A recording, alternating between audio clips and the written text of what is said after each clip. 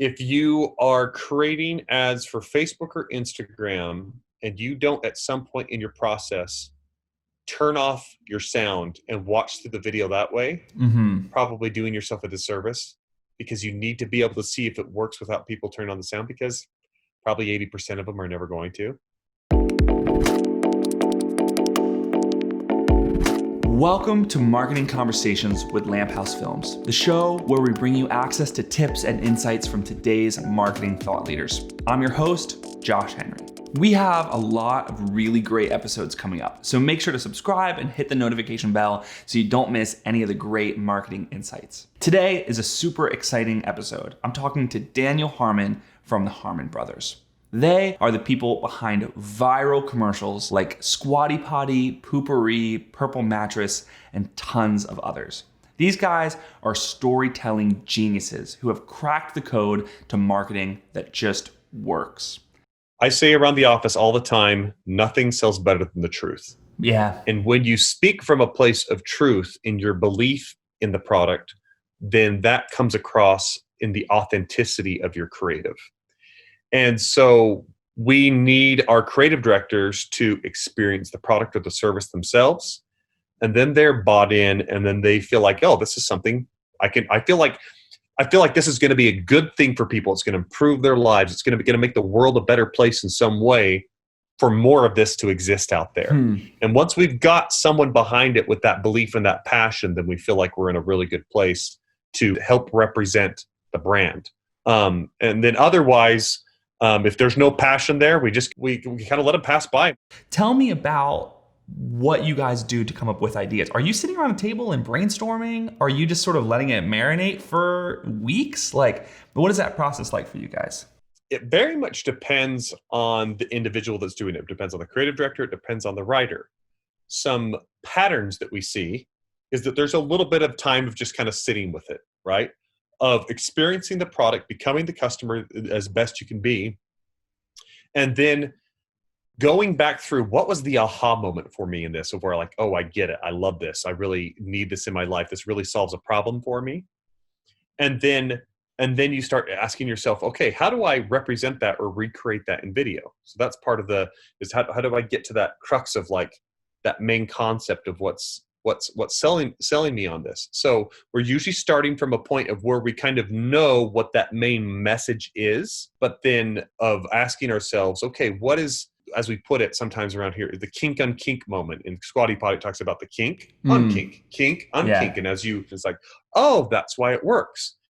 And so we ask ourselves that about each individual product or service of like, what's that kind of distinguishing factor that makes people really be like, oh, I get it. That's how it works. Okay. And then the other portion of it is, I think that everyone needs to have a little bit of dead time where you're just kind of bored. So once you've worked at a problem for a while, some of my best ideas come in the bathroom. And it's not because there's anything magical about Harmon Brothers in the bathroom, as much as if I don't take my phone with me and I'm in the shower by myself, I'm alone with my thoughts, and then my subconscious can start to do some work. And so I can be like, oh, that's something I wouldn't have thought of otherwise, rather than just sitting there and working at it. Kind of hits you in moments when you have a little bit of downtime. Maybe I'm just like out in the garden and just kind of hanging around and doing something mundane of like weeding, or if you're filling every moment of your time with an input from some sort of information or some sort of stimulus,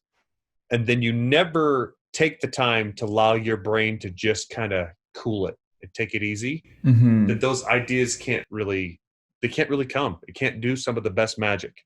Let your brain be bored and see kind of what happens and start to jot things down. So how important for you guys is the right idea going into a job? Do you ever have an idea and start working on the script and then realize, okay, no, that's not right, and then walk it back? Yes, for sure. We do that. It's less often because of the process that we do, meaning we'll bring in 3 or 4 writers. They'll approach it with different perspectives. They go through feedback with different creative directors on their way in before it even comes to the client. When they come to the client, it's in a writing retreat where they're off in a cabin, like in Sundance, and secluded from everything. And the cell phones are all collected in a basket. And to use your cell phone then over the course of those 2 days, then you are going to pay $10 to $20 into a raffle. Wait, you guys do this And you guys do this every time? we literally do this with every big hero project you see us put out there.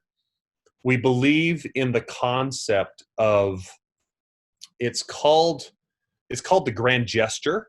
And J.K. Rowling would use it to finish her stuff for Harry Potter, where she would literally go just like a few blocks down the street and stay in this really nice hotel just to trigger to her brain, this is work time. And we do a similar thing where we go off to Sundance and we rent a really nice cabin and we bring the client in with us and we collaborate together. We're not trying to just hard sell them on something. The client's in there problem solving with us, so they're bought in as well. And then the writers are coming with different perspectives, so they haven't cross-contaminated. They've learned the same thing of what the problem we're trying to solve and the main message that has to be conveyed, but how they go about that is up to them individually. And they come up with that and they bring different perspectives so that the client can see a variety of ways to solve the problem. And then we're usually pretty aligned on where we land as far as which is the better concept, a better script to move forward with. That's great. So you guys have, how long has it been since that first ad? Let's see. So Poo-Pourri was 2013. In that time, how do you feel like advertising has changed? And what do you think, as you guys are crafting campaigns now, what's different about your approach moving forward? Yeah, so a lot of what has changed is that the way sound is taken care of with video is very different. That like if you are creating ads for Facebook or Instagram and you don't at some point in your process turn off your sound and watch through the video that way, probably doing yourself a disservice, because you need to be able to see if it works without people turning on the sound, because probably 80% of them are never going to. So that's one big thing that's changed. I mean, we bake in subtitles. That's one thing that you can do, but there's also big graphics and things that you can do visually to tell the story, but to drive things home more clearly without people having to listen as well. Yeah. So that's a big one that's changed. Another one is that it seems like the platforms are less and less favoring longer form content. They still do, like our ads still work extremely well, but it seems like the algorithms want to push you to shorter form. And so you kind of have to always take whatever you've created, even if you've told your story in a really thorough, compelling way in a longer form, you always have to be able to take portions of that longer form and shorten it up for different platforms. Make it really and just for different ad sets to feed out on Facebook, that you have being able to get to the point quickly and hit a different kind of audience that you wouldn't for someone that doesn't stick around until minute 2 of your long form ad, like say for example. And it's always a mixture of this. It's a game of chess. You want to have some queens and kings. You want to have some pawns that go out and do specific things. You want to have some bishops and knights and rooks. There's all that kind of, there's different types of ads that do different types of things. You don't rely on one single one. You're kind of looking at a portfolio approach across your chessboard, if you will. Wow, that's really great. That's really insightful. That's one thing that always sort of struck me about your ad. Like most of what I do is like 15 or 30 seconds, 60 when I'm looking. And your ads are so long. And so that's interesting to hear that you're sort of piecing that. So you guys clearly have a formula that works so well. Do you feel like everybody should be doing that? Or do you feel like this is just what works for us? I think there are advantages to applying formula to storytelling. Depending on what kind of psychological problem it's solving for you, it is solving some sort of a problem at the end of the day. And so that's what we present it as. I think it's important for people to have a feeling of relatability to the content, and then a feeling of authority or credibility that comes from it in some way.